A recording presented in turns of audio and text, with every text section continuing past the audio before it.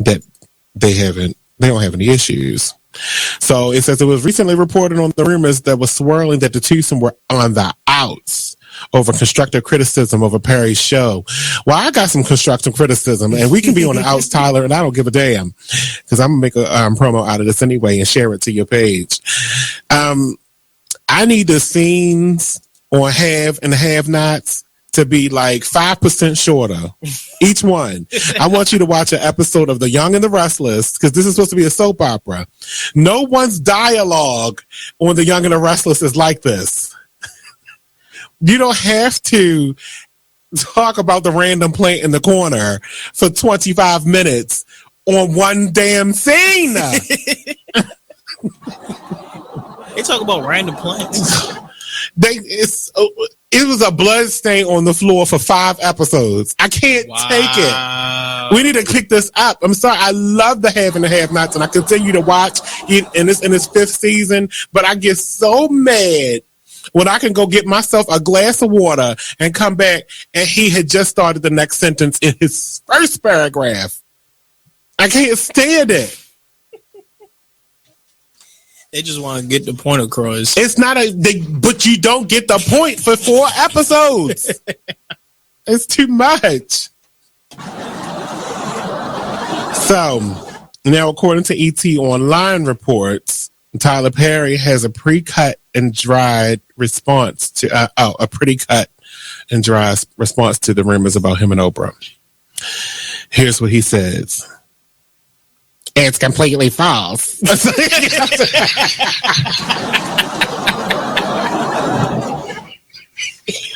was that? That was your Tyler Perry impression? Oh, God.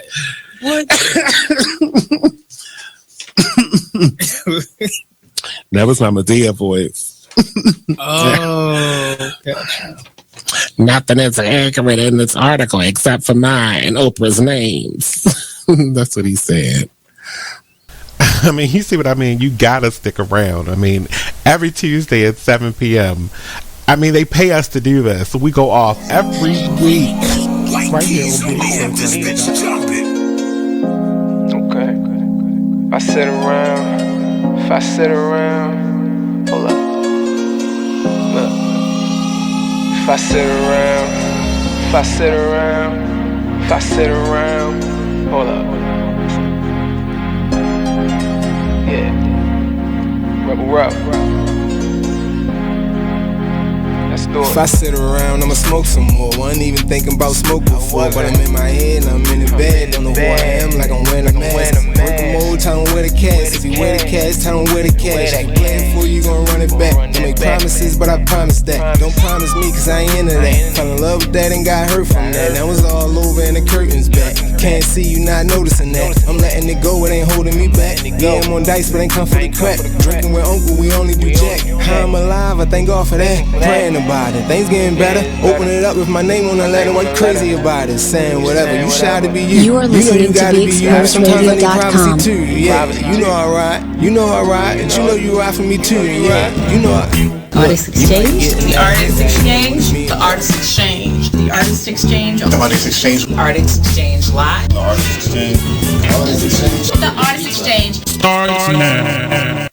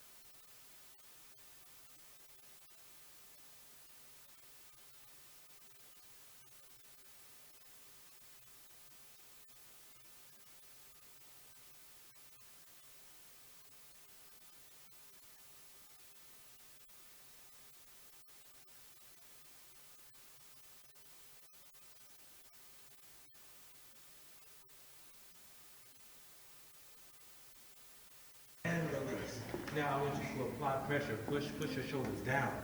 Down, down, down, down. And release up. Down, down, down, down, down, down, down. And release up. Very nice, very nice. Everybody, I want you to give me a surprise face. Open your eyes and your mouth very wide.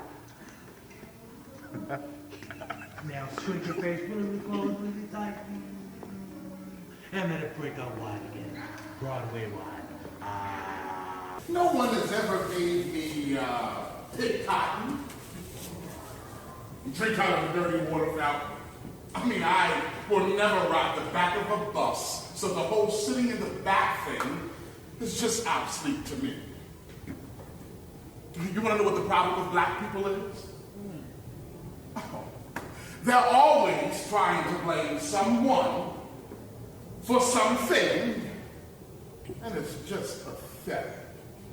No respectable Caucasian man is standing on corners, passing out 40s, blunts, guns, saying, here, go kill each other. It's not a black versus white issue anymore. It's every man for himself. Now, I cannot help it if you didn't get an education, sir. I have mine, so what do I care?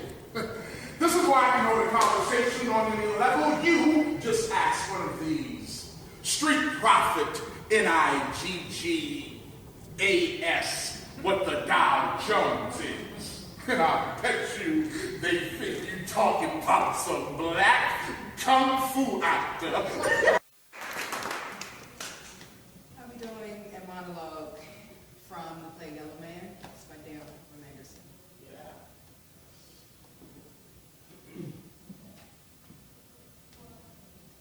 I look back. I always look back because it's so clear now. I look back and see me and the rest of us girls. Some of us lied, cried, and damn near white, as they used to say. And others of us darker, brown, black. All of us walk into various rivers. I remember a girl I met in college, the club for black women. And I looked into the eyes of this girl. Her gray eyes. My brown eyes. I looked into her eyes and I said, what are you doing here? This is a club for black women. She exploded, cried, told me she was as black as I was. The only thing that make that piano worth something is them carvings Papa Willie Boy put on there. That's what make it worth something. Papa Boy Charles brought that piano into the house. Now I'm supposed to build on what he left me. Now, Bernice, if you say to me, boy Willie, look, I give out lessons on the piano, it helped me make the rent or whatever, then I had to say, well, Bernice using that piano, she building on it. But Doctor said you ain't touched that piano the whole time it's been sitting up here. Now why you want to stand in my way? What beast was then that made you break this in surprise to me? When you understood then you were a man, and to be more than what you were, you would be so much more of a man. Nor time nor place to then and here, and yet you would make room. They have made themselves, and that their fitness now does unmake you. I've given some. And know how tender 'tis to love the babe that milks me, I would, while it was smiling in my face, and plucked my nipple from its boneless gums, and dashed the brains out. Had I so sworn as you have done to this. We failed. But screw your carriage to the sticking place and will not fail. When Duncan is asleep, where to the raft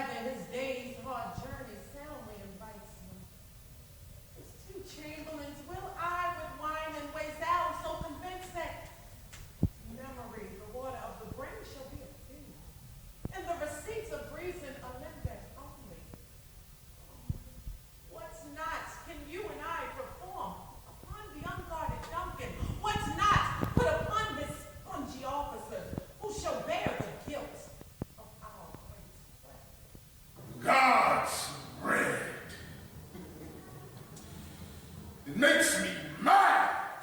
Day, night, work, play. Alone in company still, my care hath been to have a match. And having now provided a gentleman, youthful and nobly lined, stuffed, as they say, with honorable parts portioned, as one's thought would wish a man. And then to have a wretched, puling fool, a whining mammoth in her fortune's tender to answer, oh, I cannot love. I pray that you pardon me. Graze where you will, you shall not house with me. Lay hand on heart, advise. And you be mine. I'll give you to my friend. And you'll be not hanged, beg, starve, die in the streets. For by my soul I'll ne'er acknowledge thee, nor what is mine shall never do thee good. Think on it. Trust to it. Beseech me. I'll not be forsworn. Gunshot wound? That's not going to fix it. I didn't come here to say fix me. I work. I work goddamn hard.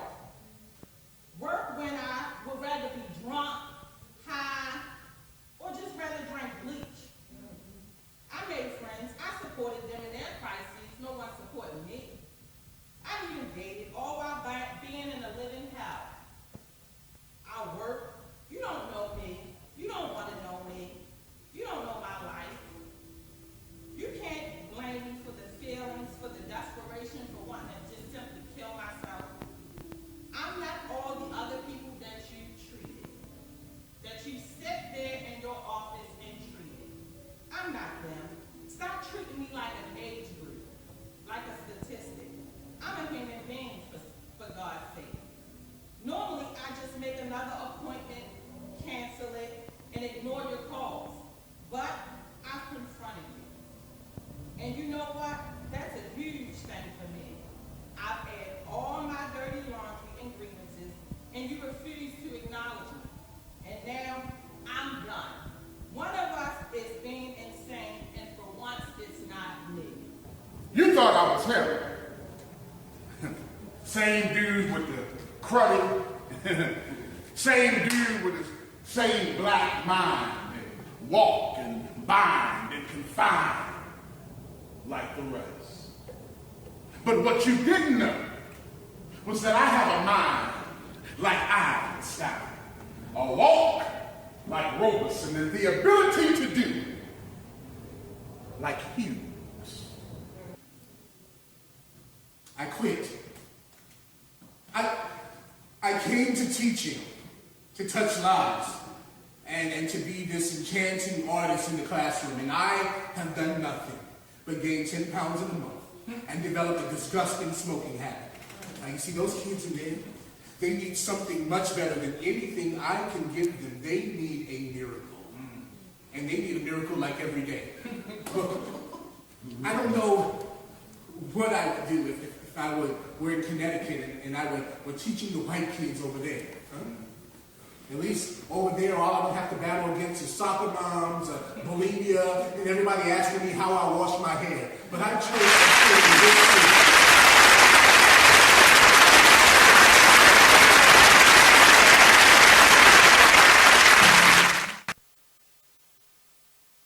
this. Business owners, need more customers? Offer fantasy sports contests and generate more sales. Restaurants, bars, hotels, auto dealerships, real estate offices. Whatever your business, fantasy sports contests can help you increase your sales and bring you more loyal customers. Visit Fanify.com or call 888-55-SPORT. Our software lets you customize contests fast and easy for your brand. That's right. Visit Fanify.com or call 888-55-SPORT. That's 888-55-SPORT or visit Fanify.com.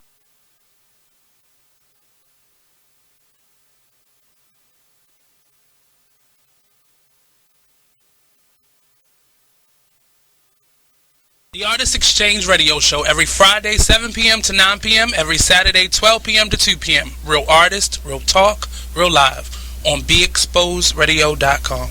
I was meeting with a friend yesterday, and I've gotten to the point where don't ask me a question because the truth is going to come out. And exactly. Just don't do it. If you ain't looking for the truth, don't come to me. Don't do it because I can't hold my tongue. And she wants to be this stylist, boutique, but you're not doing anything in that nature, and I can't take you seriously if you're not doing those things. And I understood why people didn't take me seriously because I found myself in somebody else's lane. I was good at what I was doing and what I wanted to be, but I wasn't doing it for me. So how can I ask you to take me seriously if I'm living in somebody else's shoes? And nobody can do what you do, and I think that that's a big problem that people face now. Like, you see what somebody else is doing and you want to do that when that's not your lane. That's not your lane. That's not what you're supposed to be doing. But it's popular, it's getting that person money, it's getting that person applause. Oh, I want applause. I want money. Let me stand over here behind them. And then a lot of times people aren't honest with themselves either. Like, I was thinking earlier today, I've been woke for almost 2 days, so so you get honesty, and I was thinking, like, the Artist Exchange Radio Show.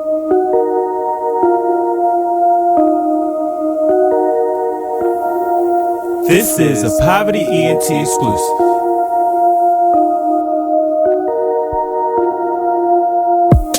Next stop, Texaco. Strapped up, you already know. Fuck niggas hate, that's how it goes. Rolls with me, yeah, it's time to go.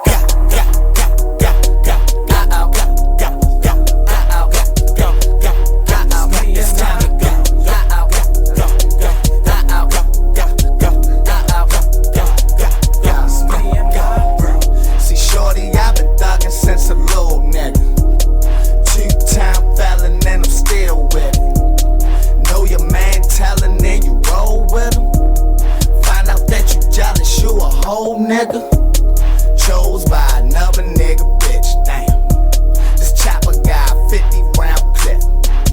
So this Molly and the syrup got me geeking, shorty. Like, the one thing you always gotta remember is people gonna try to project their insecurities onto you. But you can't listen to what them niggas saying. You gotta get out here and do your shit regardless.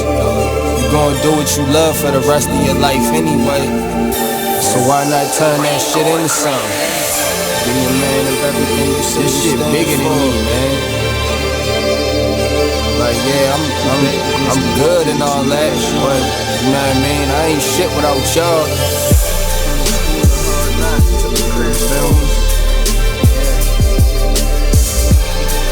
So no matter what you up to, we gotta go hard. Don't matter. Can you imagine how really having nothing is? Stomach growling, you ain't got no food in the fridge. Surviving on a jail diet of water and bread. No father figure, that's cause my father dead. Mom's bringing different niggas in and out the crib.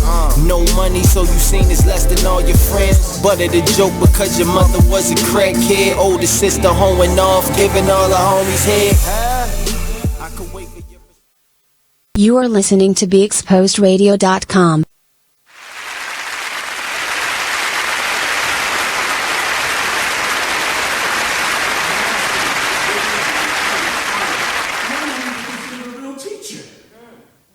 I don't even know what I would do if I were a real teacher.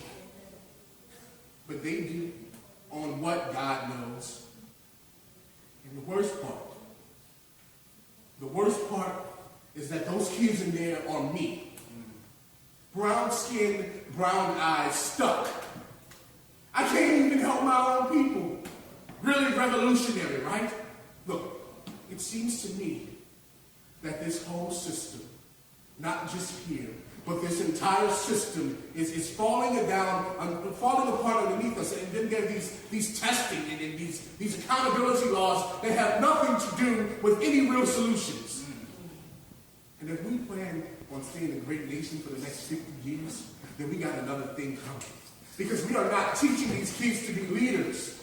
We are getting them ready for jail. Take off your belt, take off your shoes, go back, go back. We have totally abandoned these kids.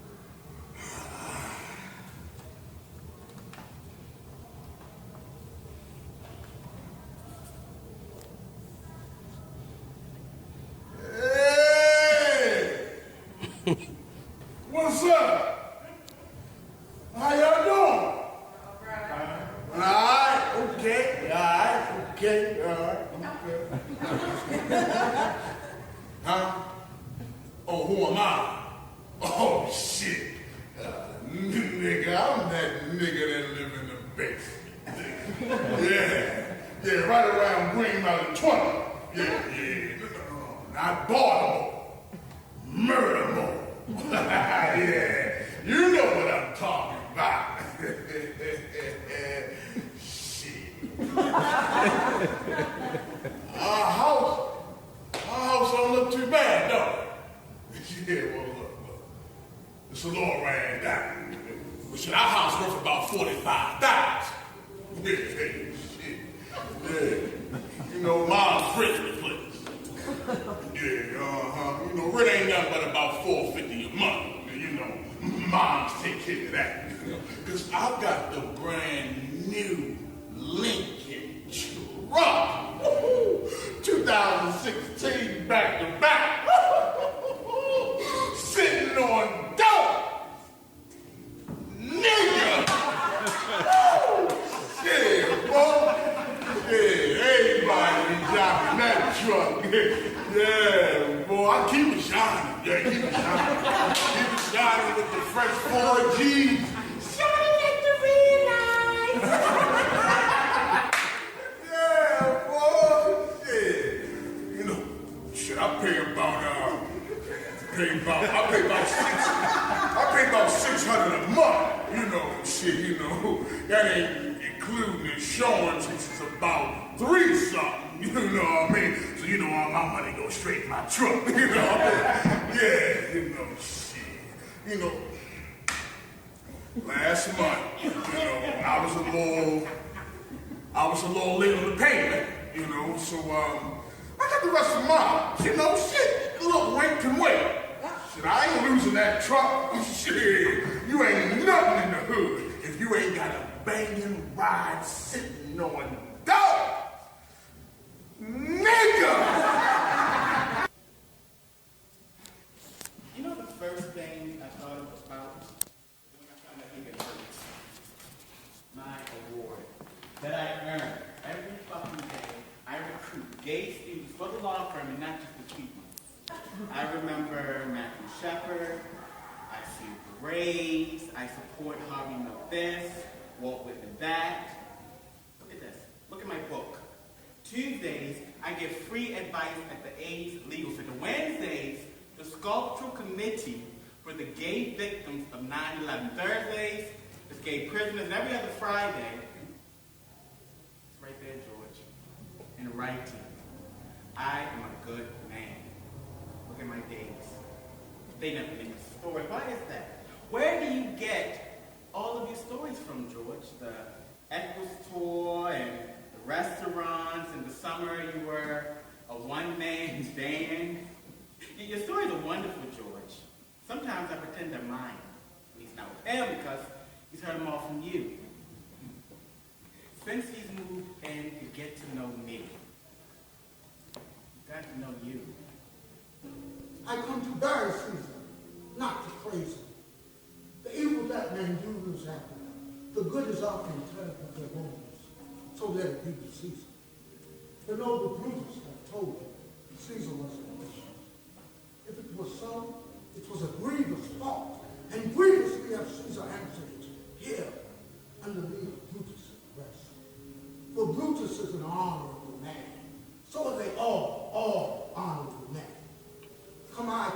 in Caesar's funeral, he was my friend, faithful and just to me.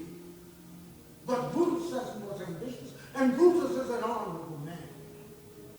Fun, the natural or unnatural attraction for one, lunatic for another. That's all it was. I was the goddamnest prig in those days that not even you could imagine. She came into my study. She asked me to pray. I said, okay. So you can pray. And we knelt down and prayed on the floor of the rug of my study, and all of a sudden the kneeling position turned to a reclining position on the rug of my study. When she got up, I struck her. Yeah, that's right. I struck her right in her face and I called her a damn dirty tramp. She ran home. The next day I heard she cut herself with her father's straight blade razor. Yeah, the paternal spinster shaved. Well, it cut the skin a little, just to bleed. If I knew it would get me this much trouble, I left that little girl alone. That next day, when I climbed into the pulpit, and I looked down on all those smug, disapproving, accusing faces uplifted, I had the impulse to shake them, so I shook them. Now,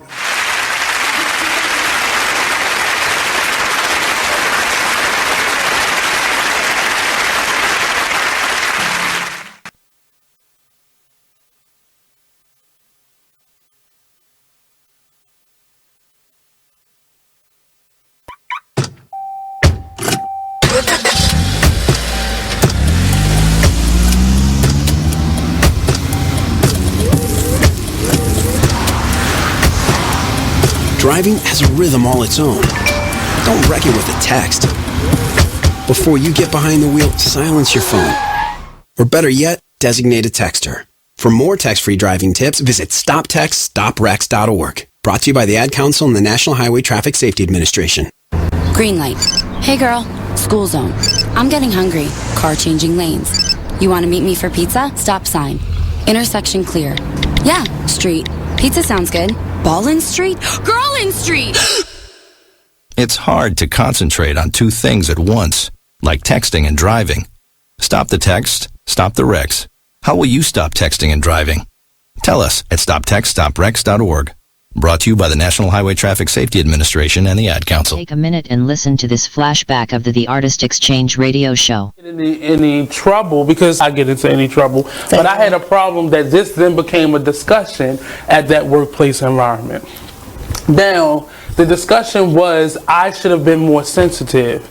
In what way was my first response? And I guess when I had to meet with that said person who had the issue with the person who was said leader of that organization. Okay. I said, well, to that person, how would I have known that? Well, you should have asked. I think so. You want my opinion? It was a circle, and I was willing to go on that merry-go-round. You are better than most. Yeah. I think that's normal when you're in a group and there's norming. Most of the time when you're in new work environments or you're in a space where you're getting to know people, it's normal now to ask for people's preferred pronouns. You wouldn't have known that. Normal to who? What is normal? Well, you work in social. You work in social innovation and non. Pronouns. You are listening to BeExposedRadio.com.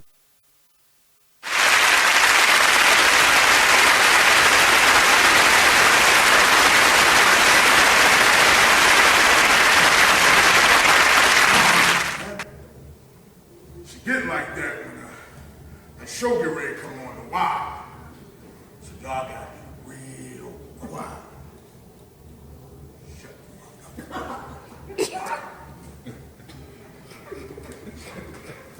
Shit. You know, niggas tell me that I'm look like Prop Joe off the wire. I told them niggas shit. I look like Idris Elba.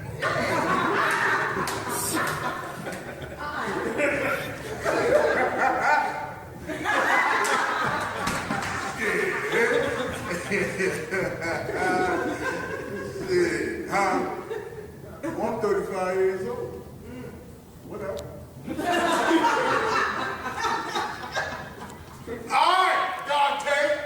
And Tanika, watch your mouth. Here y'all do the thing. Shit. I got one younger brother and sister. Yeah, you know, that's why I stay in the basement. I need my privacy. Move out. Shit, nigga, you tripping. I got it made here. Shit, you know, even though my brother and sister run around, you know, when I'm trying to get some sleep and shit, you know what I mean? I used to have to run upstairs to get in the bathroom. Nigga had to wait in the line. Ooh! Now I just grab my pee bucket. Shit, I ain't about to run up them steps, can't get in the bathroom. Shit. Huh? Oh shit, I'm unemployed right now. Yeah. I slipped in the hip hop chicken lemon pepper song, pepper season. I slipped in there and broke the legs. Yeah, look, I got a suitcase pending, nigga. Oh, $45, wait for that next year, you know how that works. You know, you don't get the money, shit will be cool. Yeah! Shut the fuck up. All right, Ma! Now you have to go.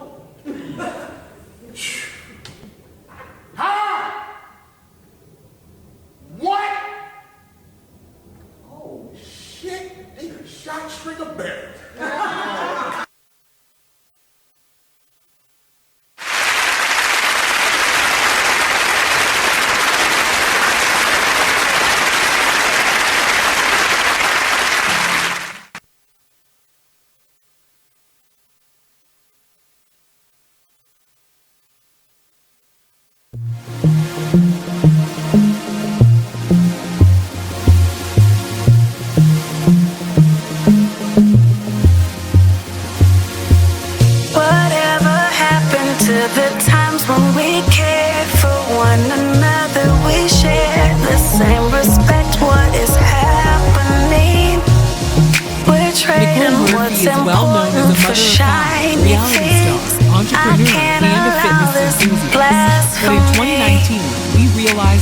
Dating history has been very interesting and extremely messy. To fully understand her story, let's go back to before she and Eddie began dating. He was just getting started as a stand-up comic when he met 16-year-old Robin Givens at a comedy spot in Manhattan. Robin told People magazine that Eddie, who was 4 years older than her, was her full of the things that we've overcome. Full of unspoken battles we've won. You're so much better than that. Sometimes the truth ain't always catchy as rap. Stop chasing cheese or you'll get stuck in a trap. Go get your crown and never render it back. No, it's blasphemy. Why would you treat yourself like that? Stop all that blasphemy. We didn't come this far just to fall right back. Baby, you're a god. You're a god. You're a god. You're a god. Baby, you're a god. You're a god. Baby, you're a god. Believe that. You're way too gifted to stop and listen. It's condescending, not to mention all of our ignorance is their permission. Hey, there's my son. You've been in your room all morning. Hey, Dad. Matt, what's wrong with your voice? There is nothing wrong with my voice. Oh, well, it's just sort of. I have been playing my video games and electronic games for so many hours. Uh-huh. Well, it sounds like it might be time for you to take a break, or... Hello, Dad. Susan? I have been watching TV and text messaging all morning. Yay, electronics. Yay. Guys, I think it's about time to get in the car and take a little trip. Maybe see some trees, some green things. What are the green things you speak of? This weekend, unplug. Take your family to the forest. There's nothing in the world like experiencing nature firsthand. Trees, paths, bluebirds, streams. Getting closer to nature can get you closer to your family. To find the forest nearest you, go to discovertheforest.org. Brought to you by the U.S. Forest Service and the Ad Council. Get out to the forest and discover the wonders of nature with your family, just like Blue, Jewel, and the whole Rio flock. Let the kids connect to their roots. It's gonna be so much fun. Yeah! Woo-hoo! Let's rock this jungle. Woo! Fresh air. What a glorious morning! Clean water. Woohoo! This is great! And endless surprises. Yo, this is untapped territory. How amazing! Visit discovertheforest.org. Brought to you by the U.S. Forest Service and the Ad Council. So when you get to the corner of Smith and Orchard, you're going to want to take a left. You are not going to. Then what you're going to this. do is turn onto Marcy Avenue. Just broke up and go past the first 3 she's lights happy and then about take it. the next left. I don't really then drive think 5 she's more happy, blocks but and you should be who there. am I to judge, right? Park on the Anyway, right. That's I'll what see I you heard later last tonight. night. It's hard to concentrate on 2 things at once, like texting and driving. Stop the text, stop the wrecks. How will you stop texting and driving? Tell us at stoptextstoprex.org. Brought to you by the National Highway Traffic Safety Administration and the Ad Council. This message is for all of you sitting in the passenger seat, and apologies if it gets a little uncomfortable, but how does it feel to be at the mercy of someone who thinks a random text is more important than your life? Someone who takes their eyes off the road while speeding along in a 3-ton hunk of steel. Freaky, right? Well, why not just ask them to stop? Or better yet, volunteer to text for them. It might be a little awkward, but believe me, you'll live. Learn more at stoptextstoprex.org. Brought to you by the Ad Council and the National Highway Traffic Safety Administration. Green light. Hey girl, school zone. I'm getting hungry. Car changing lanes. You want to meet me for pizza? Stop sign. Intersection clear. Yeah, street. Pizza sounds good. Ballin Street? Girlin Street! It's hard to concentrate on 2 things at once, like texting and driving. Stop the text, stop the wrecks. How will you stop texting and driving? Tell us at stoptextstoprex.org. Brought to you by the National Highway Traffic Safety Administration and the Ad Council. You are listening to BeExposedRadio.com.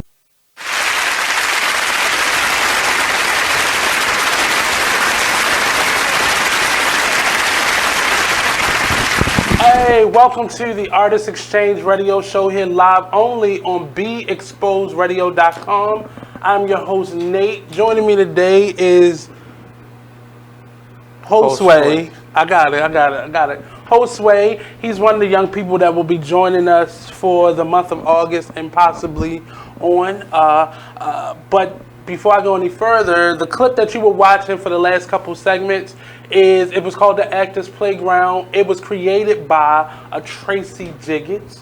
If you are familiar with the Baltimore area, you know Miss Jiggetts is all things creative, all things talented, and my hope is to help Miss Jiggetts kind of take that to another level, and I just wanted to show you all what that was. Actors Playground was its own open mic series for actors. Often, if we aren't necessarily poetically inclined, or if we aren't writers in that vein of poetry or spoken word, we often feel a little bit outside of the open mic series, because normally when we go, we doing monologues and stuff and such.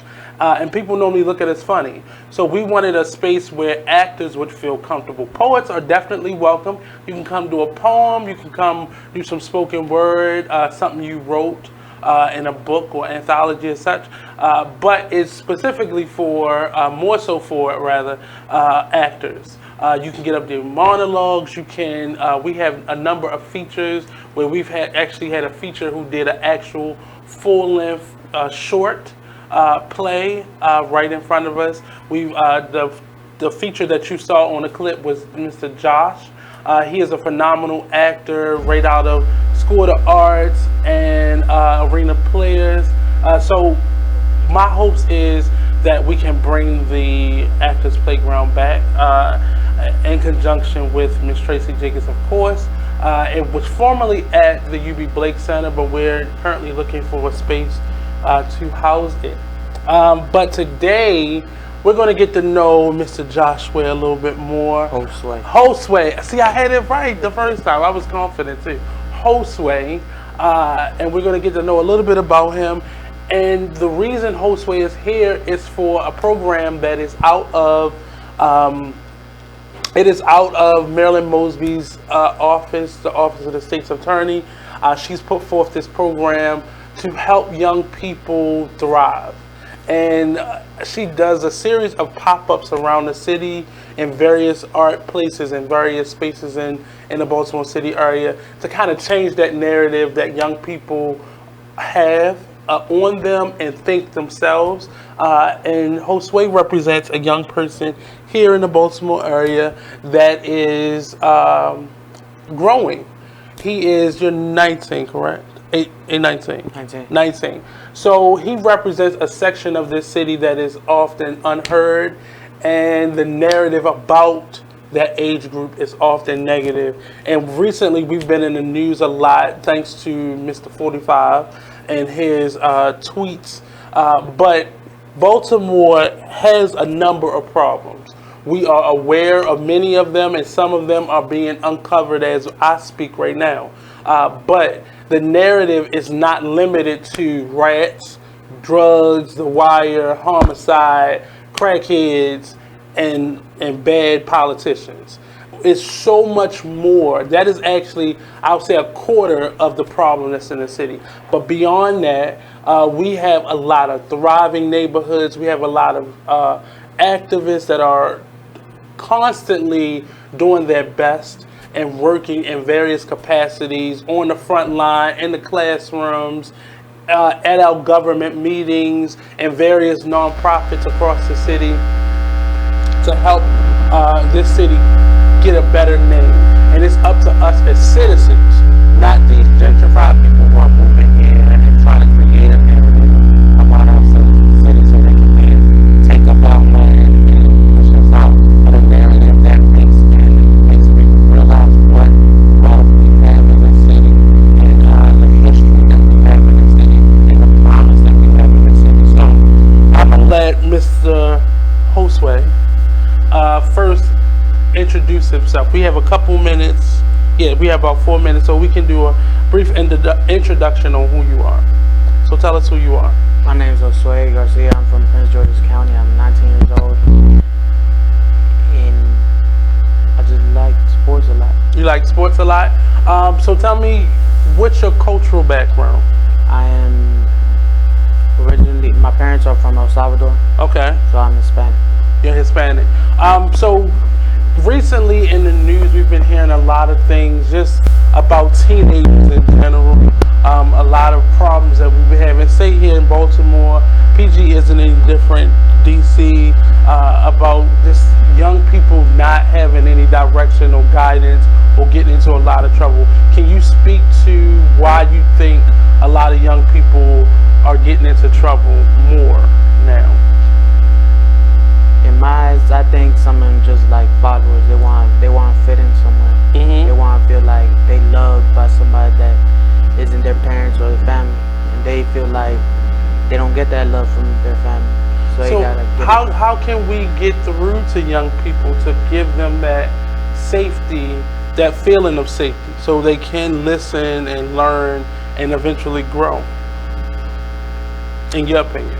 Honestly, I think there's no way that we could like help the Hispanic community like that, because at the end of the day, the gangs are still going to try to get involved one way or the other, and that's what this is going to basically feed them into becoming somebody that they don't want to be at the end of the day.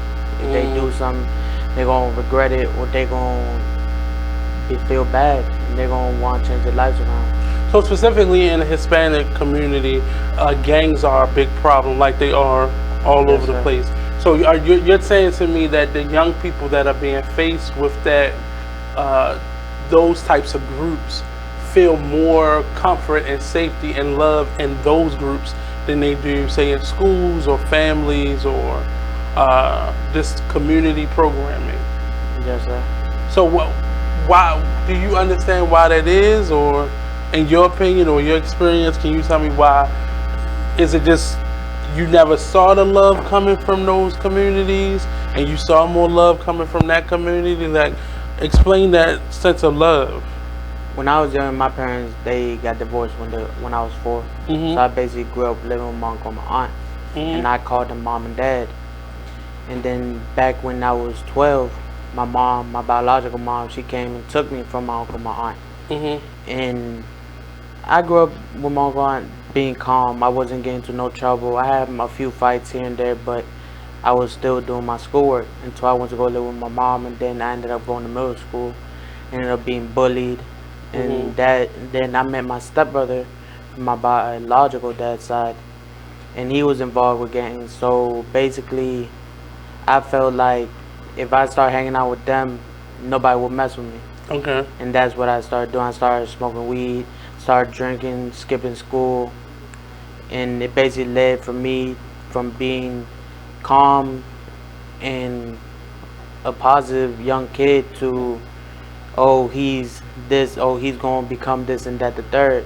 At the end of the day, like a gangbanger, or he's going to become a thief, and stuff like that. So it started out as a safety net, and then all the habits, the bad habits within that kind of came along with it. So you didn't initiate, I want to smoke, I want to get in trouble, I want to just be a deterrent right now, but I was finding safety, and these are the things they were doing, so I'm going to just find comfort in that. Is that correct? Yes. So we're going to take a quick commercial break, and we'll be back with Josue when we return. Don't go anywhere. The Artist Exchange Radio Show, only on BigExposedRadio.com. Josue.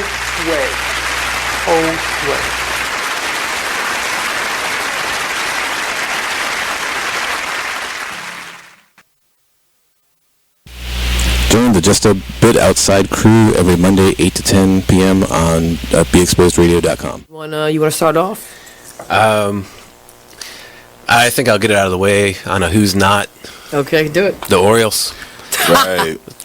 They got swept by the Royals. They lost 4 in a row, and the last 5 games have all been decided by 1 run. The game before, or the last game that they lost before the Royals was the Nationals, and it was Weeders, of course, one with a home run, hit the home run. Right. They were going into that National series. It seemed like they were doing so well, and they just crapped out. They got that game postponed, so who knows when they're going to replay that or play that game. That's my first not for the night. Okay. Okay, I'm going to go ahead and weigh in on my who's not, and I'm going to talk about the San Diego Padres. The Padres. That's okay. You Padres just took my answer. They're in last place in the NL West. They've lost 8 of their last 10. Their run differential is a negative 65, which is just horrible. So when you have well, let me just talk about run differential a little bit. It's kind of like the how much you're winning or losing your games by, pretty much. Yeah. Okay. It's like the margin of victory, kind of. Right. So when you're in a negative number, that means that you're. Then your average game you're losing by a whole lot. Right. I mean, a number like negative 65, this early in the season is pretty rough. That's horrible. Then the pitching numbers pretty much support this stat right here. I mean, the team ERA is 4.70, which is 26th in the league. They have 126 walks allowed. They acquired Jared Weaver in the offseason, and he really has not panned out. He's off to one of the worst starts in any of the pitchers in 2017. He's 0-4 with a 6.05 ERA. In May alone, he already has. You are listening to BeExposedRadio.com.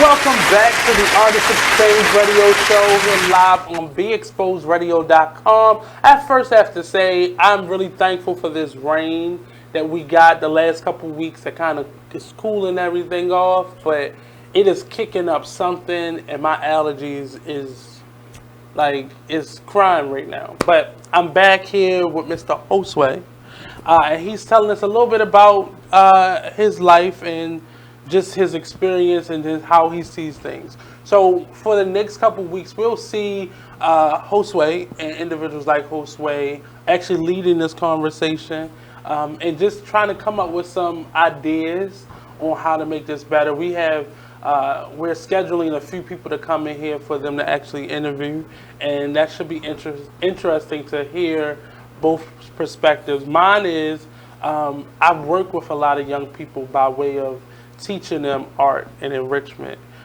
courses, and I just see anger and frustration.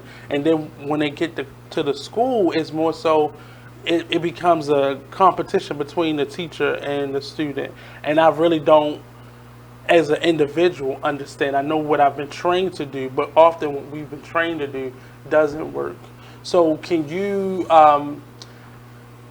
speak about just being in a classroom and how that, y'all know the teacher's struggling, you know the teacher is limited in what they can say and what they can do and how they can discipline you, but what makes the students just not want to listen? What could a teacher do to have made you want to participate or to listen or to get your education that day? Mostly will be motivation. Just something like to motivate somebody.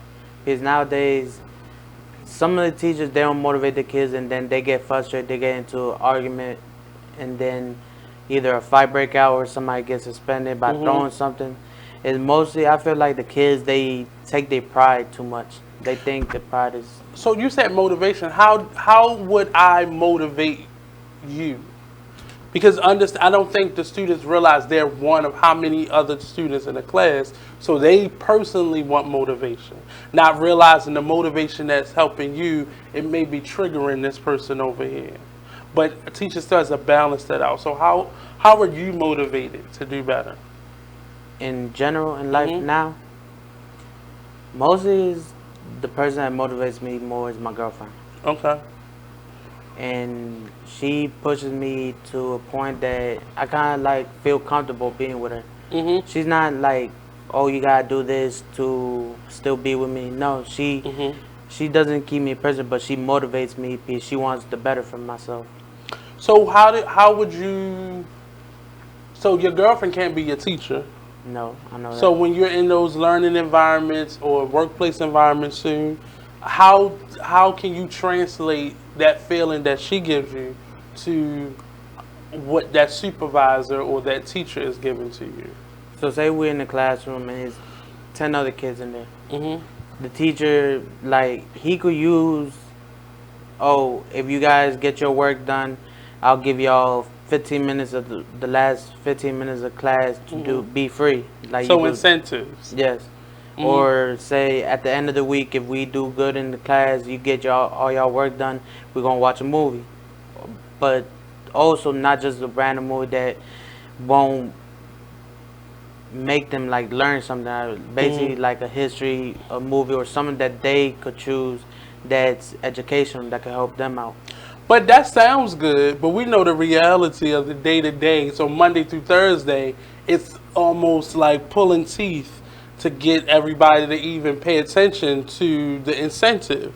So for you, in those moments where you just wasn't feeling it, how did you or how didn't you open yourself up to being motivated or taking in the information? In reality, I wouldn't know because I never went to a public high school. Okay. I got into some legal trouble when I was 13, which led for me basically to be here right now. So right out of middle school, you got into trouble? Yes, sir. So what led to you getting into trouble? When I was younger, like as I said before, I was bullied and I felt like I wasn't good enough like to be friends with anybody. And then I ended up meeting my stepbrother and I started getting involved with gangs. And it basically messed my life up as I see it now, because if I focused on myself and not worried about what other people think about me, I would have never been in this predicament. So in the moment you didn't see how it would affect you, but in the moment you were just in whatever anger or frustration or loneliness even that you were in. So you really did you see how it could potentially affect you, or that just wasn't on your mind? That wasn't on my mind because I didn't really care. I just wanted to lose everything.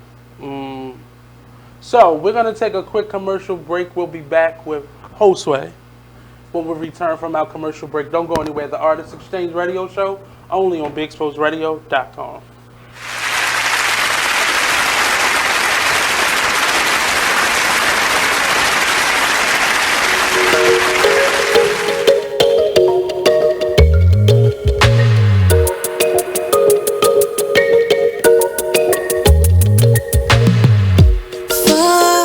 This unknown to find who we really are. Crash into something new. Take a break from our broken heart. Talk with the hip, tell me you like. I think we should go for another round.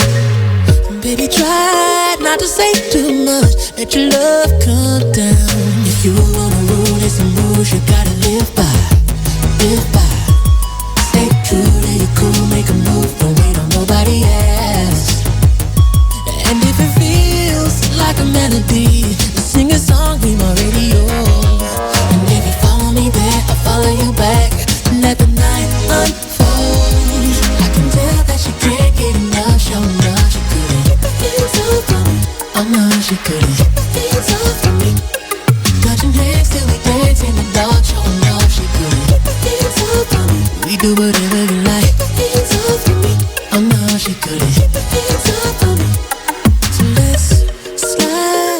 You use Tearless baby shampoo because it's gentle on your baby's eyes. You make sure his toys don't have any sharp edges. You always test the bath water to make sure it's not too hot. You taught her what to do when the smoke alarm goes off. You make sure she wears a helmet when she rides her bicycle. You put on his sunscreen, even when he's embarrassed his friends will see. You do so much to keep your child safe. But are you using the right car seat for your child? Is your child facing the right way in the car seat? Is the seat too big or too small? How do you know when it's time to move your child into the next type of seat? Car crashes are a leading killer of children ages 1 to 13. Protect your child's future at every stage of life. For information on the right seat for your child, visit safercar.gov/the-right-seat. That's safercar.gov/the-right-seat. A message from the National Highway Traffic Safety Administration and the Ad Council. Why is Connor having trouble focusing in school? Having trouble finding Connor's middle school? Would you like directions? No, why is Connor having trouble focusing in school? Finding lowest airfare to Istanbul. No, I'm tired of fighting with him over homework. Home, walk, restaurant. Need a review? No, I need help. He's very smart, but his mind wanders. He's disorganized. I think I understand. Oh, good. Finding best potatoes for French fries. No! Russet, fingerling, Yukon Gold. Why don't you understand me? Sorry, I was trying to show how Connor feels every day. Frustrating, isn't it? Redirecting to understood.org. For the 1 in 5 kids with learning and attention issues, this is what life can feel like. Explore understood.org, a free online resource about learning and attention issues, designed to help your child thrive in school and in life. Understood.org, because understanding is everything. Brought to you by understood.org and the Ad Council. Now listen to BeExposedRadio.com. Check out this fire flashback. We need to relearn what it is to be these bosses and how we conduct ourselves as business-minded individuals and just people in general. I let my gut, and if I call it gut or God or whatever, I'm led by. You are listening to BeExposedRadio.com.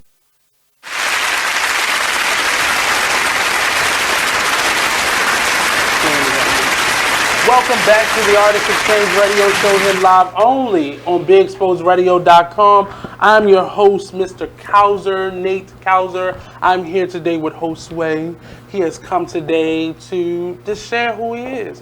Before we went to break, you were talking about getting to a point when you were 13 and you got into some trouble. Can you Tell us what led to it and what, if you don't feel comfortable saying what the trouble was, then kind of what happened in the process. What was the reaction of you getting into trouble? Basically, getting bullied. Getting bullied? One thing that really messed me up. So was this your trouble? Was this a reaction to you being bullied, or was your behavior just like anybody? My behavior led to that. Okay. But it was based on being bullied and not feeling protected. So you had to, so had you joined the gang at this point?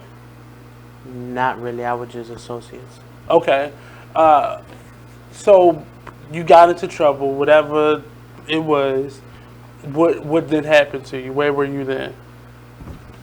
When I got arrested. So you were arrested? Yes, sir. Like a juvenile center? Yes, so sir. You're in this juvenile center. How is life in the juvenile center? In honesty, it's calm. I mean, yeah, you have your fights here and there, but not like, to me, I look at it as a daycare center. Did it feel comforting?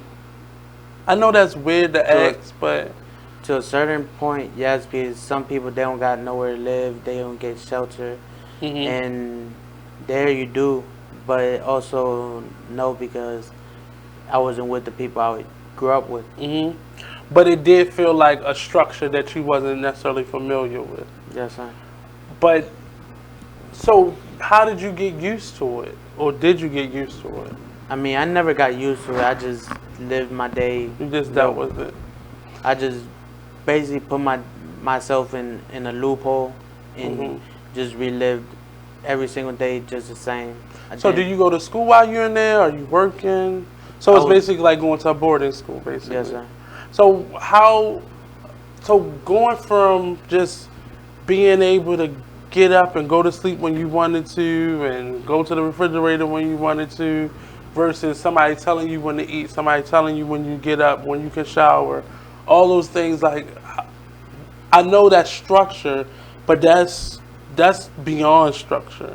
How did you really, is that still in you? Part of it, yes. Part of it?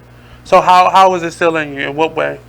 I wake up early in the morning, and then in there you usually get woken up like around 5:50 to do your hygiene. And then you go back in your room, then come back out like around 6:30, go get breakfast. How is it like communicating, or to me I call it interaction. Interactions with other people. How was that different from being outside of that facility? Most in there, you just gotta watch what you say to somebody, because that would basically lead to a fight. Oh wow. And you would say the wrong thing, didn't mean to say, and then somebody would just come at you with anger because you said one thing and you didn't even know about it. Is it, how do you think, well, did you ever develop any relationships while you were there? With some people, yes. So what brought about that building of those relationships? Or why did you decide in a space like that to even develop a relationship? Because mostly some of the kids, they went through the stuff I went through, and they could relate to what how my younger life was.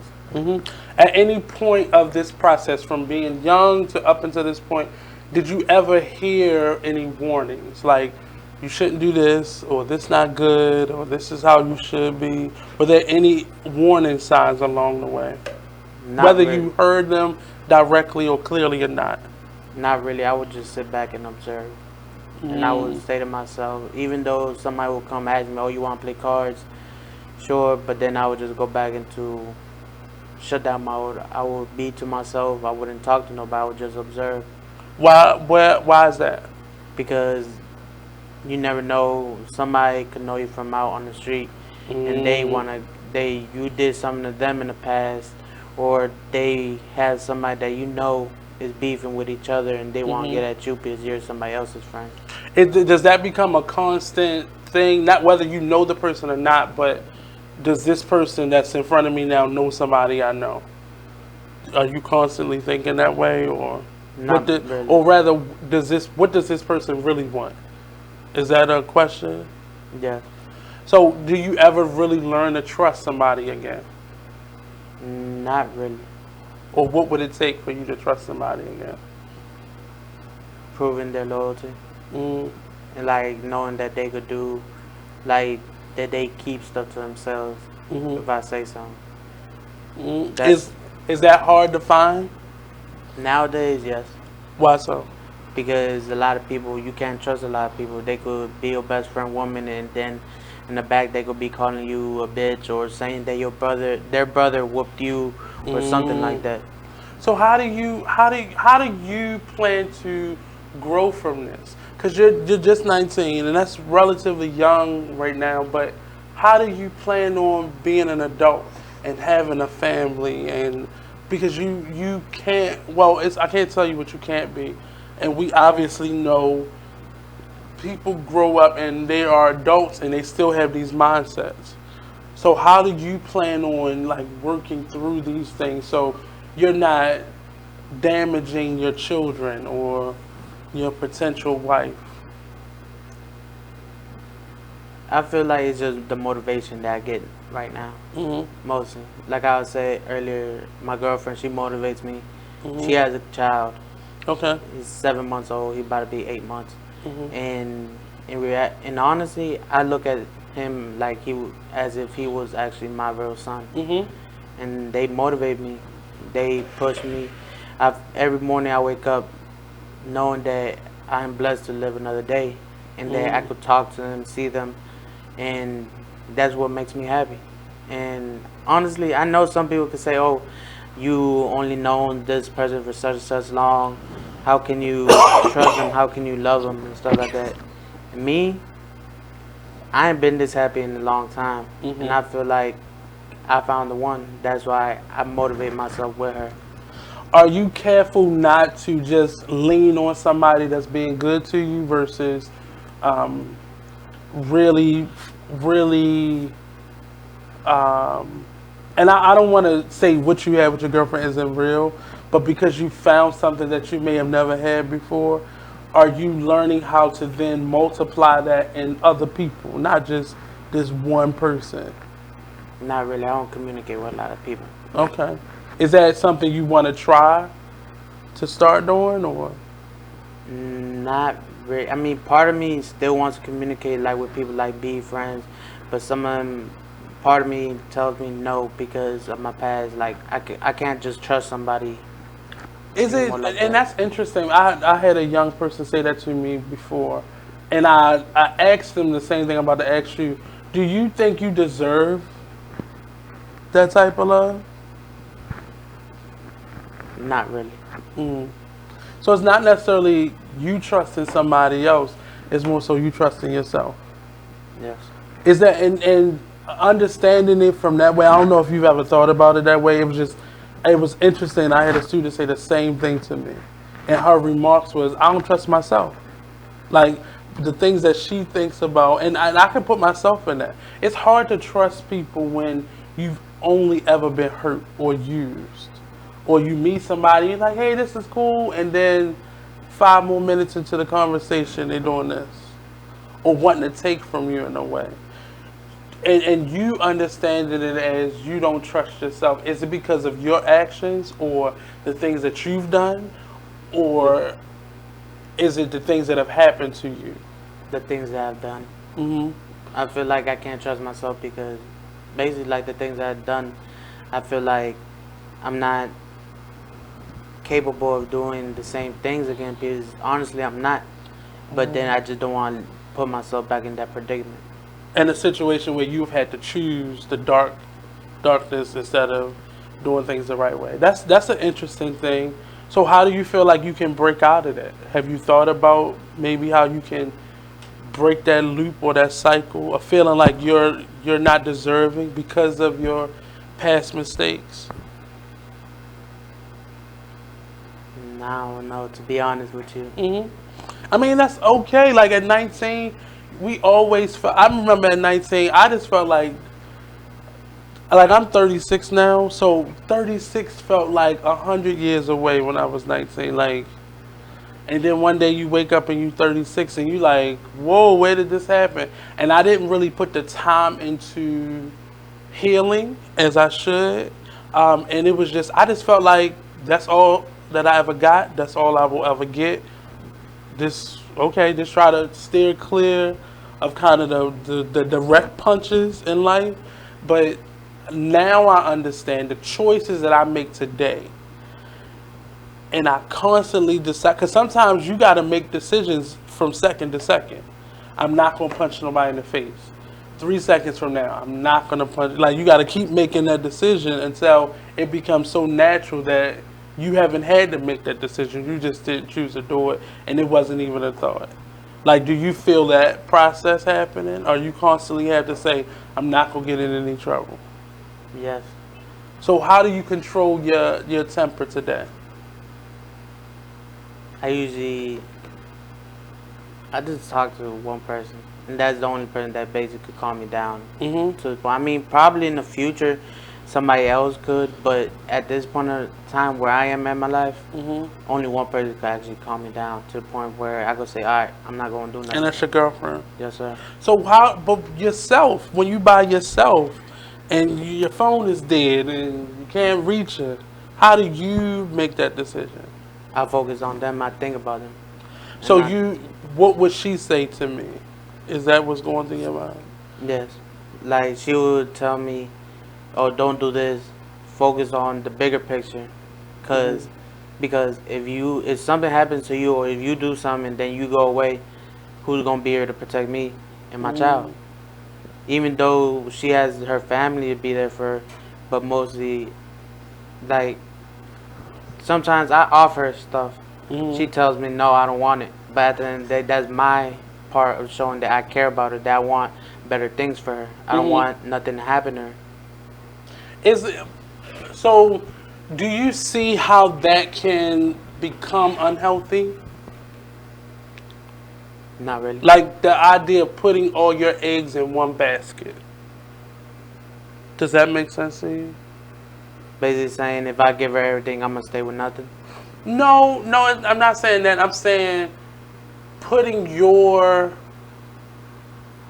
responsibility of your well-being, your mental stability, your sanity, your just who you are as whole into the hands of someone who I'm quite sure is doing what she's supposed to do with it. But what happens if you get taken to this space over here and direct contact isn't, a given right now? How are you going to keep yourself safe and keep yourself out of trouble and keep yourself healthy mentally and physically if this person isn't a soundboard for you? Not to say she's going to go anywhere, but what if? How do you plan on, or how do you want to plan, even if you don't have a plan, how do you want to plan on being able to be a whole individual on your own? Because right now it sounds like you're a puzzle piece. Like the two of you fit together. And that's fine. But as we mature, we have to understand, I have to be a whole individual, or at least have a plan to fill the rest of that out before I match myself with someone else. Because then you begin to be interdependent on each other, or dependent on each other, versus being independent and then being one unit together. If that makes sense. It makes sense. But right now, I'm discomfortable right here. That's a youthful question. It's honest. To be honest with you, I don't know how to answer that question. Because I would just see where life takes us. Think about it. So next week, had thought about it, and then tell me what your strategy could be to make yourself independent. And it's not to take you away from this young lady, because she sounds like she's been a really positive force in your life. But how would you stand on your own 2 feet? How can you become the man that you will be, whether you make the decision or not? Because being a man isn't, you understand all life's questions and struggles, but it's just how you choose to react to it. That's the manhood. But you become a man regardless of whether you know that or not, which is unfortunate, but that's what happens. Right. Are you ready to become like a man on your own? Honestly, yes. So what if makes I you have ready? To a point where I have to, yes. But in terms of like taking care of yourself, surviving, that's one part of it. But mentally being on your own 2 feet. Mentally, I don't think I would be the same. I wouldn't be the same. You wouldn't be the same? No. So let's go to a quick commercial break. We'll be right back here on the Artist Exchange Radio Show. Don't forget, follow us on Instagram, Facebook, all those things, the Artist Exchange. We'll be right back only on BeExposedRadio.com. So some of the questions...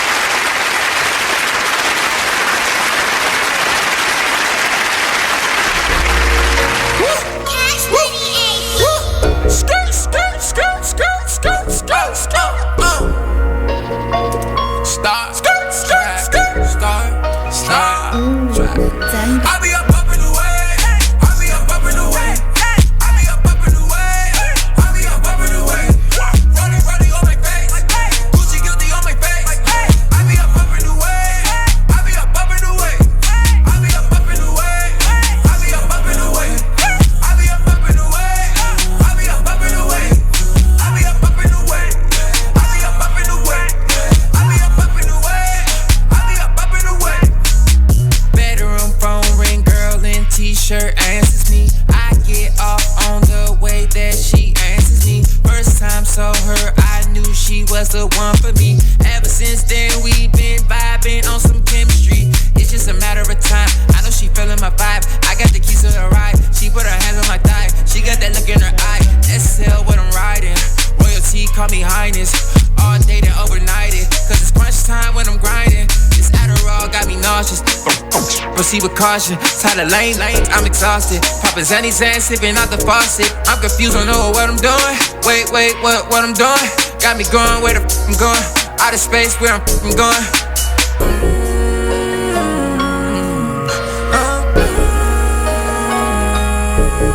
Wait, where I'm going? Wait, where I'm going? Out of space, where I'm going. Out of space, where I'm going. I'll be up in the way. I'll be up in the way. I'll be up in the way. I'll be up in the way. Running on my face. Gucci guilty on my face. I'll be up in the way. I'll be up in the way. I'll be up in the way. I'll be up in the way. I'll be up in the way. I'll be up in the way. I'll be up in the way. I'll be up in the way. I'll be up in the way. I'll be up in the way. Can I talk to you? I've been working hard. I've been up all night. You are listening to BeExposedRadio.com.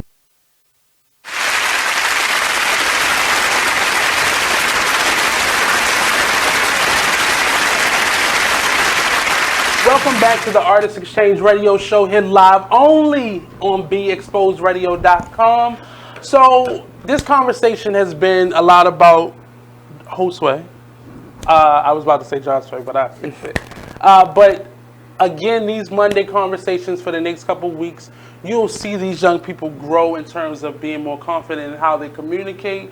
So I'm going to show you all how we're going to continue to do that, and how important it is how important it is to equip young people and empower young people to be able to have a voice and be able to speak and be able to communicate and be able to effectively get out of themselves the things that they're thinking and feeling. So in this part of the interview, well, it's not even an interview, it's just the show today. I'm going to pass it over to Josue, and do you have any questions or anything you want to know or anything about me that you might be questioning?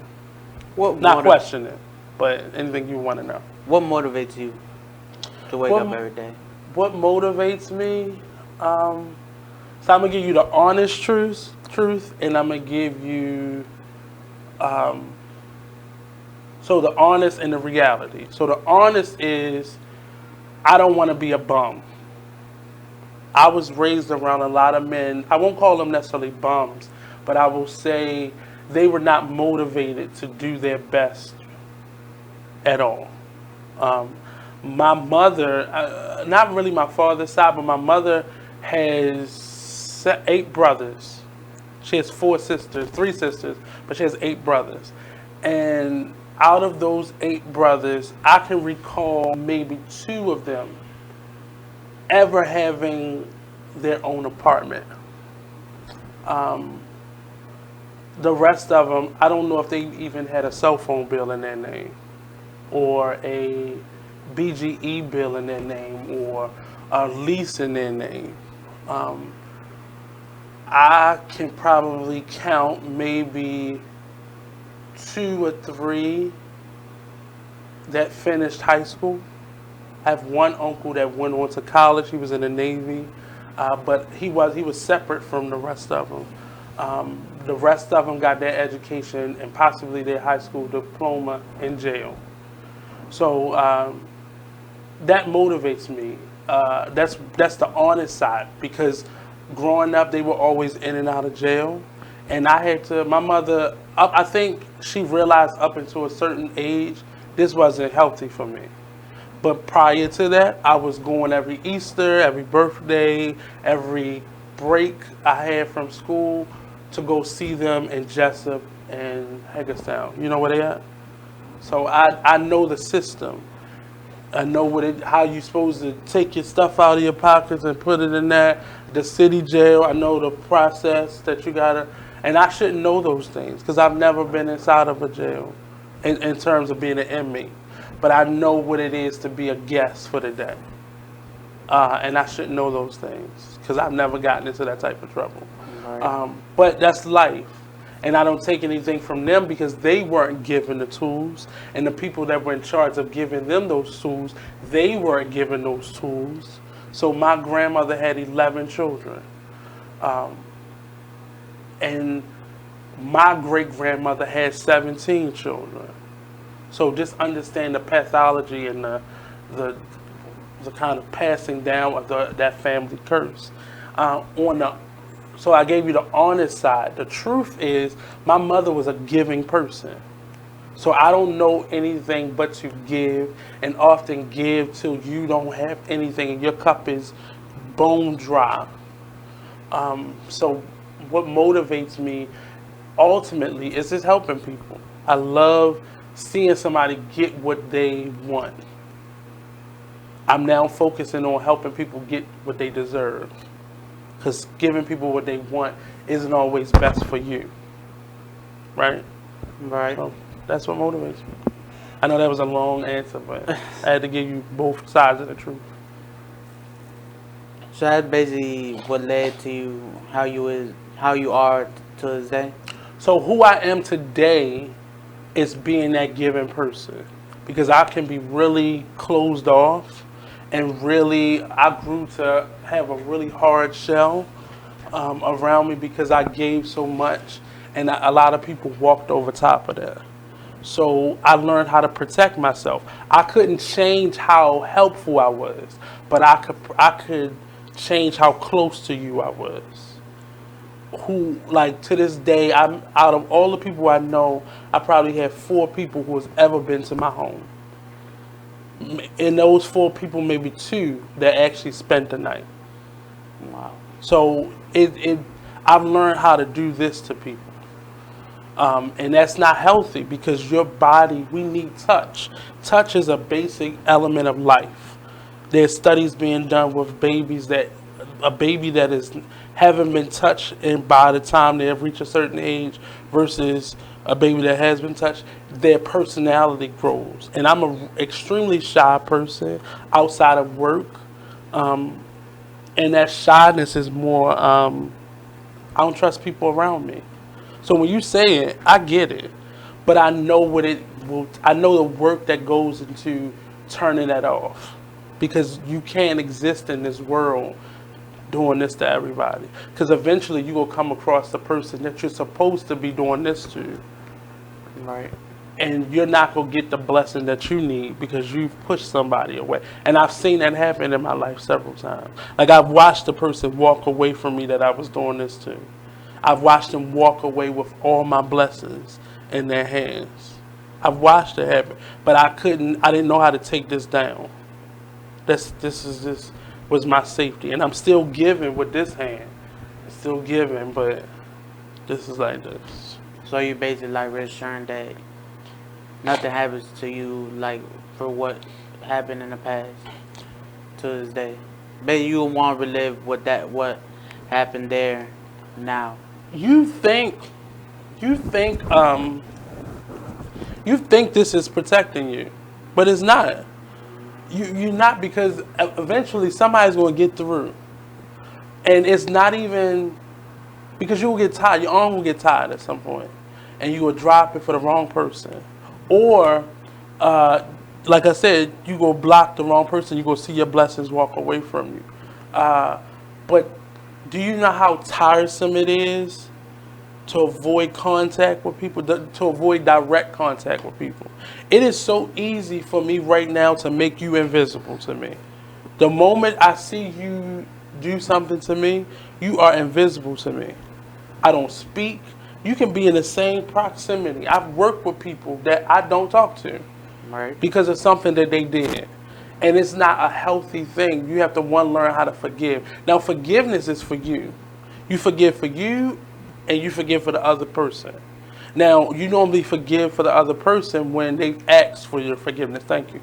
When they ask for that forgiveness. But beyond that, you have to forgive for you. And I'm still learning how to forgive. For me, I feel like I could relate on that because I don't talk to a lot of people. Like I said, I mostly just talk to one person, or either my uncle, my aunt, or my little sister. And me, like, I had a lot of trouble, like, also with anger, like my impulsivity that I wouldn't think before I reacted. Let's take a quick commercial break, and we'll be right back here on the Artist Exchange Radio Show, only on BigExposedRadio.com. So that didn't feel good.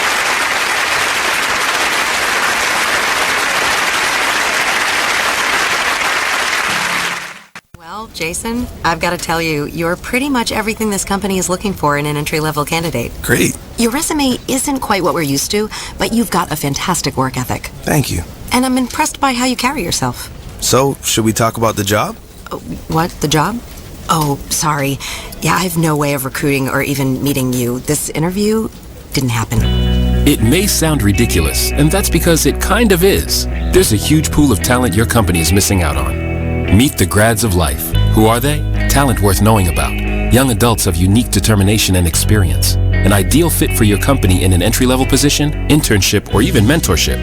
They might not have every qualification you typically look for, but they're exactly who your company needs. Man, we really could have used him. Don't miss out on a resource many innovative companies have already discovered. Go to gradsoflife.org to learn how to find, cultivate, and train this great pool of untapped talent. Brought to you by the Ad Council and gradsoflife.org. My name is Ruth Rusey. I'm a retired teacher. I'm 91 years old, and this is how I live United. I say retired, but not really.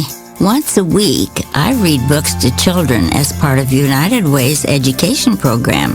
Reading to a child creates links between language and literacy.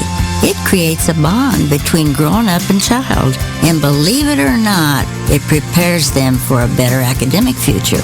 Oh, we read about frogs and flies and pigs with wings, all sorts of juicy stuff. It's a joy to watch all those little faces. I figure I have the time and they have the need. And I've always believed that if we're not here to help each other, then what are we here for really?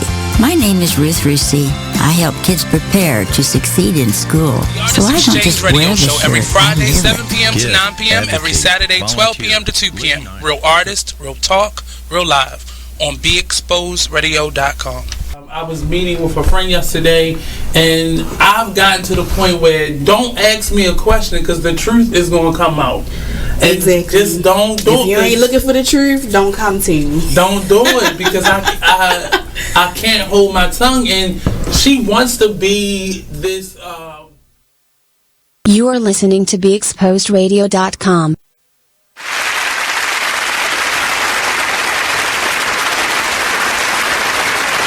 Welcome back to the Artist Exchange Radio Show here live only on BeExposedRadio.com. I'm here today with my guest co-host, Mr. Josue. He's been telling us an earful about who he is and where he's come from. And we had to switch the tables in the last subject. So I'm going to pass it back over to him. How you live your day from now on? Like, knowing that you're still holding yourself back from being around negative vibes to positive vibes. So what I don't do anymore is I don't hold my hand up anymore. I just learned how to say no. Now my no's are still extreme, so they feel like this. So you can still walk around in the spaces that I'm in, but I say no. So when I say no, instead of me holding my arms up to people, you become invisible to me. And I've had to create that. It's like a step. So this is one step. You being invisible is a step down, and then eventually I'll be able to exist in a space that you're in, and I'm not affected by it, because I have to protect the energy, my energy, and not allow negative things. And it's not always negative things, because people don't always know they're negative, but certain behaviors or certain personalities in my space. I have a tendency of attracting users. So you want me to take this. You know how in the hood, like if I rob you, you should be okay with me robbing you, because you can go get that back. And that's an ideology that people really have. You could be good. So I'm not supposed to protect myself. I'm not supposed to defend myself. I'm supposed to just let you just take my phone and just go off with it. And I've had to learn how to shield myself from the people, because I had people who, they weren't necessarily thugs, but they were friends. And they're like, let me use that phone for a couple years and just walk off with something that belongs to me. And I had to learn how to say no, put that back, have a nice day. Like sometimes you have to eliminate people from your space and be okay with that. So my day-to-day life is now, it's still learning. Certain decisions are still second by second. I have some decisions that I can look in every week now and every month and maybe every couple months, like a checkup. Like you go to the doctors twice a year or once a year. So there are just some decisions that are urgent that have to be constantly looked at. And then there are other decisions that I feel like, okay, I feel safe with myself. I trust myself enough to know that I can maintain this on a weekly basis, a monthly or a yearly basis. Right. But I still got to check in at some point. So I don't got nothing else right now. Keep going. You were doing good. How do you feel about with Trump being in office now? It's now becoming real to me. The first year or so, I couldn't have imagined our country could go from one extreme to another. Like, how do you replace a Barack Obama with a Donald Trump? Like, I wouldn't have First of all, I remember where I was, what I was doing, the day he first won. When we saw it on the TV screen, I remember where I was. I remember voting for him. I remember we were at a rehearsal, and after the rehearsal, we had like a potluck where everybody brought something, and we were in the lobby at Coppin State University in our theater, and we watched him become president. And then fast forward 8 years later, and I'm like watching this man become president who has prior to this, spewed so much hatred and so much venom. And everything that's happened right now, I saw this the day his picture popped up on the screen. You know when they announced the president, their picture pops up. The moment his picture popped up, I saw all of this happening. I saw the chaos. I saw the dissension. I saw how racists would feel comfortable walking out of their doors now, and they're not necessarily behind their computers, or they no longer have to wear that mask anymore. I was really afraid for people of color like ourselves. I was afraid for minorities in general and people who did not have a strong voice. And we have seen over the last couple of years, this man has destroyed the little integrity that this country had. So I'm not happy at all. I argue with people who I know voted for him. I don't care who you are, where we are, I'm going to argue with you. Because I want you to understand what you did. Like, this is what you did. And not only am I understanding what they did, I am partially side-eyeing them because I'm saying, you are this person. If you voted for this, you're okay with the things that he says.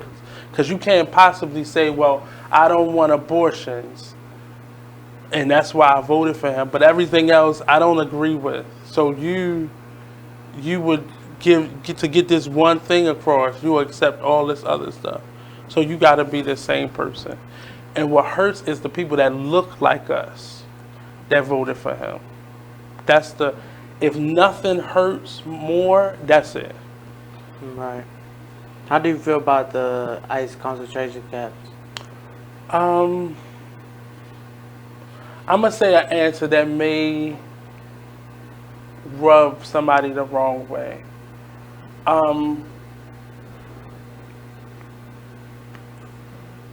Black people have gone through that for the last 400 and some years. And it angers me that people have ignored it and told us to get over it. And now that it is happening to other populations of people, it's a serious matter. I can't help but to look at that first. Beyond that, it is emotionally draining to see children in cages. I don't care if it was initiated when Bush was in office or Obama, or it would kill me to watch children in cages. Because they're the most defenseless people on this earth. So you'll put them in a situation versus getting their parents in them and making them go back home. That I don't agree with, but that is more understandable to me than you separating them, arresting their parents, putting them in cages, arresting them basically, and then setting their parents free, and they not know where these people are. There are still a lot of those children in there, and a lot of the parents out there that don't know where their children are, or they don't speak the language, so they've been sent back. How do they then get their children? So there's a lot of different things that make up when I think about that. Right. It's hurtful all around the board, but do we accept it or do we let it go? I honestly don't know how to. Because to me, it just hurts me seeing them like that. Mm-hmm. Because no child should be put in that spot that he has to go through that. Mm-hmm. Also for the mothers. And I'm not saying just for them too, but also like for the fathers, because they get separated from their families. I've been reading news, been hearing actually that they go up to 9 days, 40 nights, 40 days without showering, and just being stuck in one cell. And treated like prisoners of war. Yes, sir. Without a war.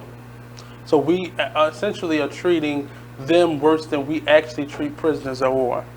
Because there's a code of conduct of how we're supposed to treat prisoners of war. There's not this code of conduct or process that we have to treat people who illegally were caught coming over the border, specifically children. Right. So in terms of your family, are both sides of your family from El Salvador? Yes, sir. So for your family, this could possibly be them. You know, I know you weren't born here, but say you were born here. I was born. You were born here? Yeah, I was born in Washington, D.C. Okay, so your family, so you being born here, but your family not, you would be considered a dreamer. So, in fact, you could be kept here and your parents could be told to go back home if they didn't have their proper paperwork. Right. Like, how would that make you feel?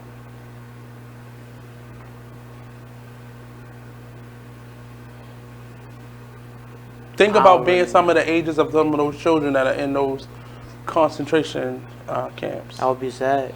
Is I'm gonna be basically here without my parents being here. What am I gonna do? How am I gonna live? How am I gonna grow? And even at that age, your mind isn't even mentally ready to ask some of those questions. Those are your 19-year-old questions. Think about being 5, 6, 7, 8. Like, you don't even know the answer. My mom and my dad. Right. Your normalcy is gone now. And somebody has made them go back, and there's no connection. They couldn't take you with them. Or rather, they could have taken you with them, but they didn't want you to go back there. So they had to leave you here. Right. You know, in many of the families, that's what the decision was. They either one of the parents had to leave, or the parents had to leave, and they had to leave that child here because they didn't want that child to face what they were running away from. So it's unfortunate, but I hope somebody gets it right soon before things, because I feel like this is about to be like a war, and it's going to be a really bad war that we're going to lose if we don't get this together, because the world is now looking at us as this monster.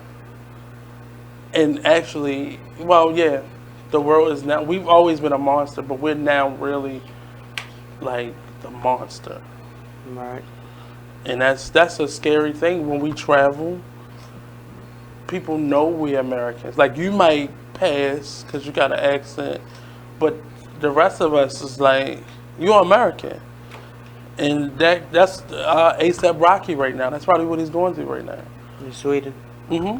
So they're taking out their frustration on that one person. So I'm going to be hard on this one person because of what's going on over there right now. So that's a scary thing.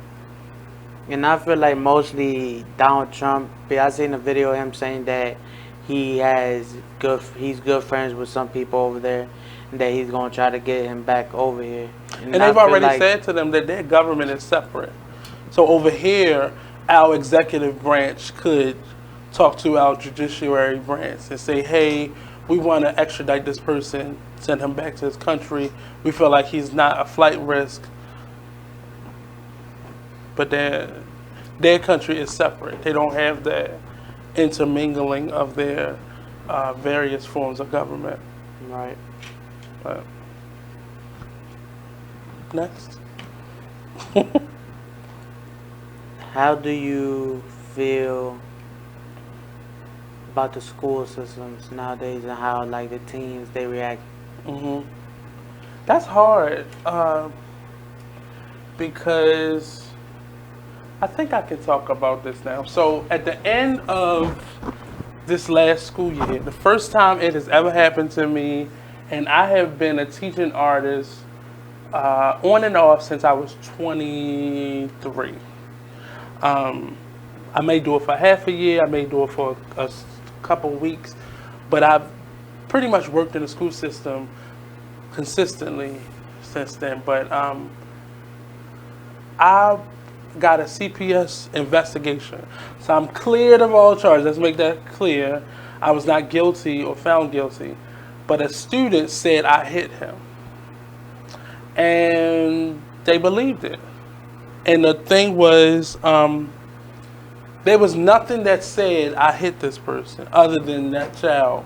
And I understand for years young people have been mistreated and neglected to the point of having to live with abuse on top of abuse.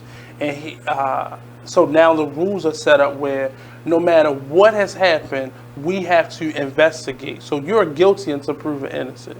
So I sit out for the last month of school, not working, and until the investigation was over. And a part of me was pissed because I know I had not done anything. And I'm not going to get into what the young person did or who the person was, because I feel like that was being perpetuated by parents and just immaturity amongst adults.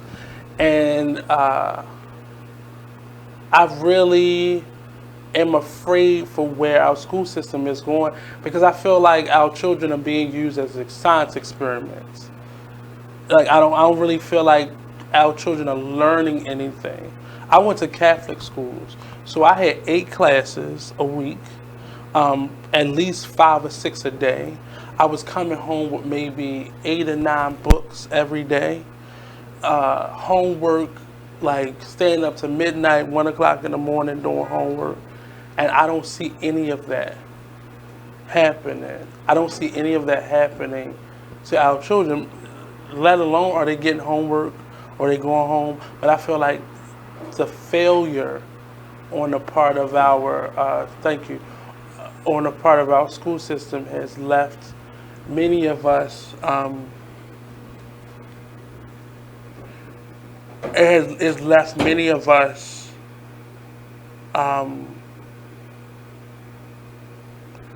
I really don't know. I can't really pinpoint what it means, but I really don't. I don't know what to say. Like I feel like children have been failed. It's not like it was failing a couple years ago and it was time to kind of clean it up. But I think it's going to take a total rehaul of everything. But we're going to go to a quick commercial break. We'll be right back here on the Artist Exchange Radio Show, only on BeExposedRadio.com. Don't go anywhere.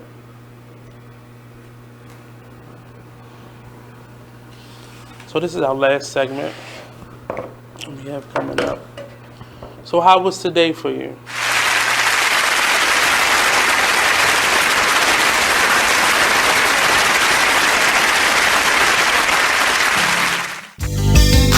Long live Pop. Y'all can go ahead and cry now. I'ma show these niggas what to do with one of your beats, man.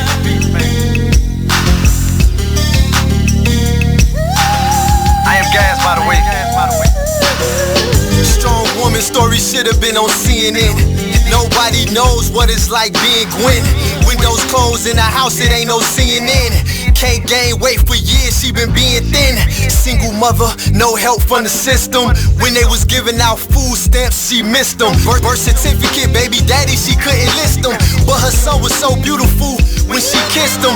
Blame it on love, but nigga she could've died with. Destroyed the whole world, I found out she was a side chick. The nigga loved his wife, and it got hard to hide it. So when Gwen confronted him, he ain't even denied it. Her fault, depends on who you asking. She tried to be a stripper, but the tip out was taxing. Buying all the purses, trying to keep up with the fashion. And her mama hated babysitting with a passion. She deserved better circumstances. A black queen, she should've been blessed with certain chances. Look down upon, getting all of hurting glances. Making men change up all the twerking stances. She never cried about the pain, only gritted her teeth. But most soldiers never get a flower or a wreath. She like G.I. Jane in the war with no relief. Don't recognize why killers was going through her beat. She said more prayers than the nun did. After seeing so much struggles with only one kid, the clinic said baby number 2 couldn't be undid. 9 months later, delivery and it's one big. But this time it was an older dude. But the shit happened so fast, she barely know the dude. Damn, but we all make mistakes though. And the older we get, that's how mistakes go. So he claimed the baby, now with no money. He said shit was hard and his dollars was kinda funny. Real was feeling like that was strike 2. So when it rains and pours, that's just how life do. She was thinking about her childhood and how life flew. Her daddy she always loved, but she never quite knew. This was before the bags and the cellulite glue. Other bitches in her shoe, no telling what they might do.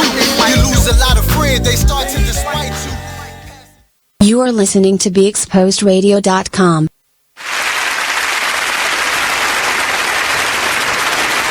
Welcome back to the Artist Exchange Radio Show here live only on BeExposedRadio.com. It's me, your host, Nate.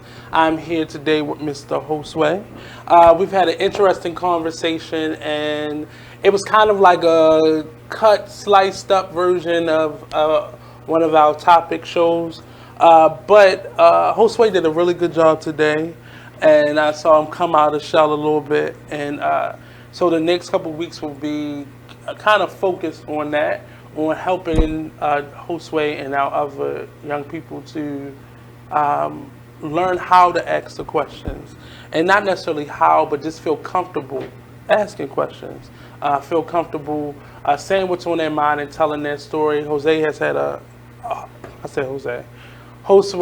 has had a really interesting story and a background. And hopefully, by the end of this process, we'll know what that story is.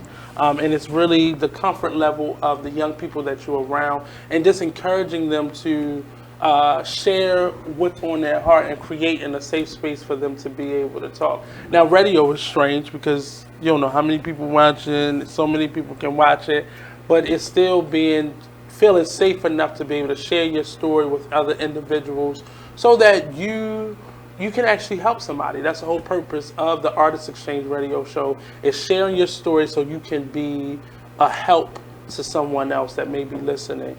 And I know a lot of young people who I work with could benefit from hearing your story, because ultimately some of them are just getting into the trouble that maybe you are like years past right now, but it's really helpful and supportive to be in a space where we are kind of cultivating those neighborhoods and those communities and those safe spaces for people to be able to tell their stories. But is there anything you want to finish out with today? Just stay focused. Don't let negative stuff bring you down. Okay. So that's a good way to end the show. So we're going to close out. This has been the Artist Exchange Radio Show. Next up is Wednesday. Skyline Radio Show comes on at 7 p.m. on Wednesday. So don't go anywhere. Well, you can go somewhere because we're finished right now. The Artist Exchange Radio Show, only on BeExposedRadio.com.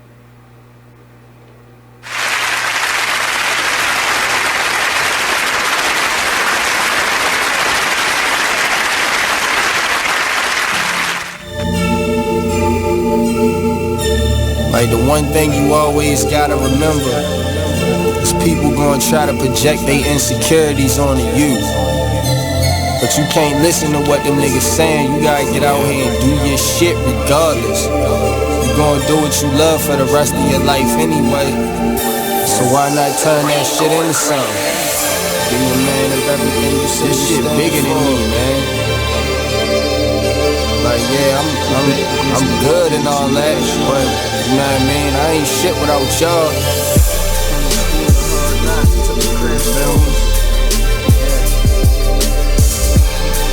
So no matter what you up to, just go hard. Don't matter. Can you imagine how I really having nothing is? Stomach growling, you ain't got no food in the fridge. Surviving on a jail diet of water and bread. No father figure, that's cause my father dead. Mom bringing different niggas in and out the crib. No money, so you seen it's less than all your friends. But it a joke because your mother was a crackhead. Older sister hoeing off, giving all the homies head. I could wait for your response, but they let her hear me talk, so I just wait for the applause. I always knew that I was great, I got them haters so appalled. I'ma make it out the darkness, and my word is my bond. Delivering these bars while I'm gripping on my balls. Jealous niggas hate to see you succeed, so fuck them all. I'm the master of my destiny, nigga, you not in charge. You either on your grind or in the way, so get lost. Be a man of everything you say you stand for. Lead your people by example, being hands-on. If you're back against the wall, to get your mash on. Fix your vision on the future like it's fast forward. The world is yours in due time, ain't gotta ask for it. I'm from the school of hard knocks, I took a crash course. Shit be stressful, my nigga, that's why I'm getting high. But that's life and it's the code that I live by. And you know how it is, where we at, nigga. They say money can't buy happiness, but I be happy as a bitch when I can have dinner. Learn from your losses or you end up like the last nigga. I fall off, I bounce back, I really come from the dirt. But if you wanna make it happen, gotta put in the work. The word will kick you when you down, and I know this shit hurt. And it's crazy cause your family, your shit on you first. My sister stabbed me in my chest, I had a hole in my shirt. I never said a prayer for her on my way to the hurt.